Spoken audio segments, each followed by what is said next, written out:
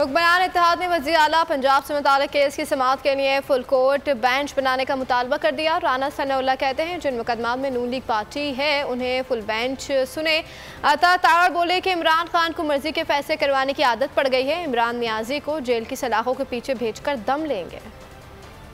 Chief justice of Pakistan से भी submission करनी चाहूँगा, हमारे मामलात को सुप्रीम कोर्ट का फुल बेंच उसे सुनने की हमारी जो है वो इस्तदा है, क्योंकि ऐसे बेंचेस जिनमें ऐसे जजेस बैठते हैं जिन्होंने पाकिस्तान मुस्लिम लीग नून की लीडरशिप को जो है वो सजाएं दी, तो ऐसे जजेस अगर उन बेंचेस में होंगे, यहाँ पे हमारे फैसले होंगे, जो जुडिशल एक जो रवायात है ये उन रवायात से भी जो है ये बात जो है वो मेल नहीं खाती। तो सियासी केसेस जिनमें पाकिस्तान मुस्लिम लीग नून जो है वो एज पार्टी है, उनमें या तो वो जजेस ना बैठे या फिर जो है वो फुल कोर्ट जो है उन केसेस की जो है वो समाअत करे, ताकि इंसाफ सिर्फ होना नहीं चाहिए, हम समझते हैं कि इंसाफ हो रहा होगा। आइन की शिकों की तशरीह के लिए फुल बेंच के अलावा, फुल कोर्ट के अलावा, लार्जर बेंच के अलावा कोई इसका हल नहीं है। फुल कोर्ट को इस पर अपना माइंड देना होगा और ये debate once and for all settle करनी होगी कि पार्टी हेड का क्या किरदार है,